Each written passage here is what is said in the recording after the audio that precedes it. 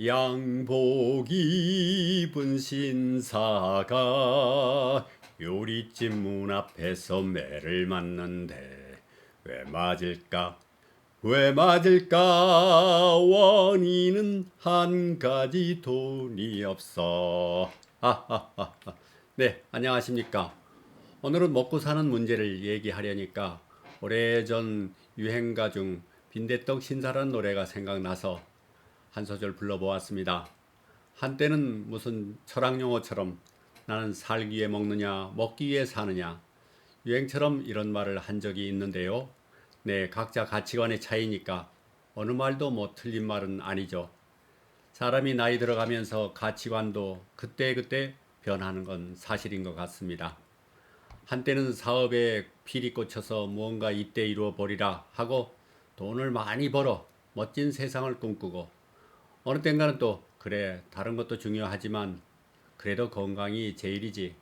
점점 건강 중심으로 결론은 먹는 게 중요함을 강조하게 되더라고요. 금강산도 식후경이란 말을 괜히 하는 것이 아니라 배고파 본 사람이라면 먹고 사는 문제가 얼마나 중요하다는 걸 잘 압니다. 나이 들면서 의식주 요건 중에 그래도 식생활 요건이 가장 중요하다는 걸 나이 들어 보면서 알게 됩니다. 우리네 어렸을 때는 쌀밥에 고기 반찬이 꿈이었다는 걸 우리네 60대, 70대들은 잘 알고 있습니다. 요새 청년들은 아마 상상도 못할 겁니다. 3년 전 내 어머니가 살아계실 때 내 손으로 따뜻한 밥이라도 지어서 드리자 하고 주말에 장 봐서 밥하고 반찬해서 나름대로 해드려 보지만 한번 잡숫고 나면은 냉장고에 들어갔다 온 반찬은 그 다음엔 첫째 맛도 없고 실증도 나고 그러다 보니 버리는 게 절반이었습니다. 저 역시 나이 70이 되고 보니 먹는 게 가장 중요하다는 걸 느끼게 됩니다. 돈 많은 부자들이야 뭐 걱정할 문제가 아니지만은 평범한 서민들은 한 사람이 먹자고 여러 가지 채소나 재료를 골고루 사다 보면 미처 못 먹고 버리는 게 많고 한두 가지 사자니 영양의 균형이 또 생기게 마련입니다. 우리는 언제부터인가 먹는 문제는 자존심이 상한다고 겉으로 내색을 안 하려고 하죠. 괜찮아, 괜찮아요. 뭐 이렇게 허세를 부리지만 실상은 혼자 사는 사람들이 고민이 아닐 수 없죠. 제가 중국 생활 중에 한 가지 편리한 것은 재래시장 가면은 무엇이든지 자기 사고 싶은 만큼 골라서 이렇게 저울에 달아서 값을 치르면 됩니다. 그것만은 참 편리했습니다. 쌀이건 뭐 야채건 과일이건 하다못해 뭐 수박도 또 뭐 방울토마토도 이렇게 한 주먹 마음대로 골고루 살 수 있으니까 매일 오후 시장에 먹거리 구경도 하고 항상 싱싱한 먹거리를 준비하는 데는 문제될 게 없었습니다.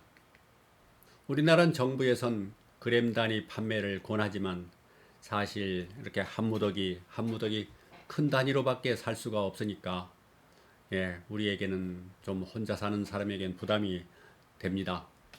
한두 번 먹다 보면 3분의 1은 버리는 게 다반사이고 나이 들면 하는 일은 줄어들고 먹고 사는 게 중요하다는 걸 알면서도 1인 가구에서는 이렇게 뭐 균형 있는 식사를 준비하기란 참 쉽지 않은 현실입니다.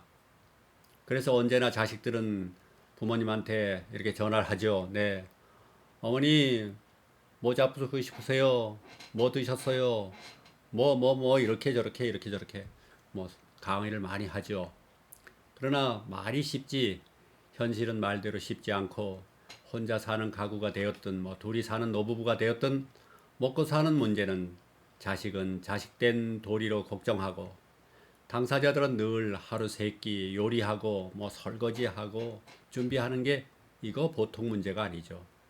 그래서 오늘 현재는 내 부모님들의 문제이고 또 10년, 20년 지나고 나면은 또 우리 자신들의 근본적 문제를 오늘 제가 해결해 드리기로 작정을 했으니까 잘 들어주시기 바랍니다. 통계청 자료를 한번 보시면서 생각해 보시자고요. 현재 주요 인구 지표인데요. 2021년 현재 전체 인구 5,182만 1000명 중에서 65세 이상 인구가 853만 7천명으로 16.5%입니다. 30년 후 2051년 65세 이상 인구는 40.5%인 1,900만 명이 될 것으로 통계청은 추정됩니다. 네, 행정자치부와 통계청의 통계의 차이가 조금은 있습니다. 네. 이처럼 인구 고령화 추세는 매년 급속히 늘고 있는 현실입니다. 2019년 전국 총 가구수 2034만 3천 세대 중에서 1인 가구는 614만 7천 가구입니다. 30.2%인데 세 가구 중에 한 가구는 이미 1인 가구 시대인 셈이죠. 이처럼 노령화 추세나 1인 가구 시대가 현실로 다가왔으니 국가적 차원에서 이 문제 해결을 고뇌해야 할 때라고 생각합니다. 건강이라는 게 꼭 먹는 것만이 아니라 정신 건강도 함께 동반해야 되겠지만은 고령자이면서 독신 생활하는 사람들의 먹는 문제가 해결되면 그로 인한 스트레스도 자연히 줄어들게 됩니다. 자, 여기서 저의 결론을 말씀드리겠습니다. 잘 들어보시고 여러분들의 의견은 어떤지 생각해 보시기 바랍니다. 그것은 바로 현재 기초 노령연금을 받는 65세 이상 고령자를 대상으로 정부에서 공동급식을 실시하는 것입니다. 이렇게 말하면 우선 생각나는 게 공짜? 그건 아니고 우리가 먹는 재료값은 우리가 부담하고 정부는 요리만을 대행해주는 역할을 해주는 제도입니다.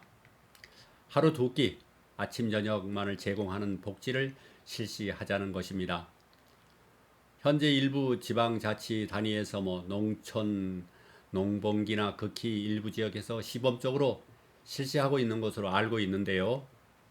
우선적으로 전국 농촌 읍면 단위 희망자를 대상으로 실시해 가면서 보완하면 좋으리라 생각됩니다. 분명한 것은 공짜는 안 된다입니다. 이거 먹는 거 공짜는 사실 자존심에도 문제가 있고 시행상에 또 부실화될 염려도 있고 반드시 수급자 원칙, 부담 원칙과 희망자에 한해서 제공되어야 할 것입니다. 현재 군 장병 1일 급식 단가가 8,790원인데요. 한 끼당 2,930원 꼴입니다. 청년에 비해 나이가 있는 우리네야 아무래도 먹는 양도 적을 것이고 하루 아침 저녁 두 끼로 한다면 월 15만원 내지 18만원 정도면 식자재비로는 충분치 않을까. 그 정도는 우리네가 부담하고 각 마을 해관까지만 이렇게 도시락 형태로 배송을 해주고 하면은 또 조리하는 현장에 있는 식당에서는 자유급식으로 식사를 한다면 저라도 당장 고향으로 가서 식사 문제를 해결하고 싶은 심정입니다. 점심은 각자 간단히 과일이나 간식 정도로 해결하고 노부모를 둔 자식들이나 당사자들도 노후에 먹는 문제만큼은 해결되니 한시름 놓고 여생을 살 수 있으리라 봅니다. 처음부터 전국적으로 시행하기는 무리가 있을 것이고 읍면 단위 농촌 지역부터 시행하면서 개선해 나가면 이게 바로 복지국가의 모습일 거라고 생각합니다. 사실 저 개인적인 생각은 농촌 읍면 단위만 시행해도 좋겠다는 생각입니다. 필요하다면 귀농을 하든 굳이 나이 들어서 도시에 살 필요가 있을까요? 이렇게 되면 전국 어르신들 냉장고도 할 일이 확 줄어들지 않을까요? 네. 이게 제도화되면 농촌의 일자리도 더 생기고 당연히 인구 분산 효과도 있으니까 도시 집값 안정에도 도움이 될 것입니다. 만약 문재인 정부가 이런 연구를 해서 농촌에 활력을 주고 우리네 노령 인구의 삶의 질을 향상시키는 노력을 했더라면 얼마나 좋았을까. 이제 내년 5월 새 정권의 기대를 한번 해봐도 좋을 듯합니다. 정부도 이런 정책은 재정 부담이 적을 뿐만 아니라 효과는 아주 좋은 정책이 될 것이다 판단됩니다. 그러나 시행 과정에 어떤 부정도 없이 정말 성실하게 시행되어서 자칫 잘못하면은 교도소 반만도 못한 그런 정책이 되어서는 절대 안 되겠죠. 네. 철저한 자체 감독이 중요하다 할 것입니다. 보수 야권 대선 주자들은 꼭 이 말을 귀담아 듣고 대선 공약으로 약속하고 다음 정부에서는 반드시 이런 정책은 시행되도록 해야 할 것입니다.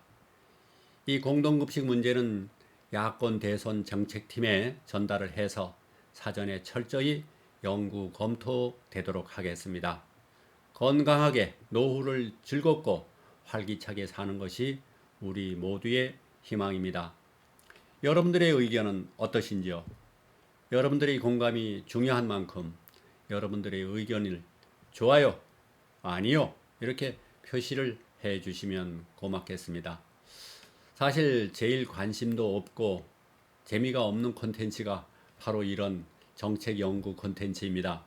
그러나 많은 자료를 찾으면서 공부를 하고 과연 공공의 목적에 유익하고 지금 당장이 아니라 5년, 10년 뭐 더 긴 안목의 국가 비전이 될 수 있는가를 생각하면서 신중하게 판단해야 할 책임이 있기에 개인적인 부담도 가는 분야입니다. 여러분께서 말하는 사람의 이 말재주나 이 사람 생긴 거를 평가하지 마시고 제 말의 주제를 잘 보시고 부담 없이 좋아요, 아니요, 좋아요, 아니요 의사를 표시해 주시면 영상 제작에 꼭 큰 도움이 될 것 같습니다. 이런 콘텐츠 방송도 한두 개 있어서 우리 소시민들의 의견이 정책에 반영되는 것도 바람직하리라 생각됩니다. 많이 전파하셔서 더 많은 의견을 제시해 주시면 감사하겠습니다. 오늘 준비한 내용은 여기까지입니다. 안녕히 계십시오.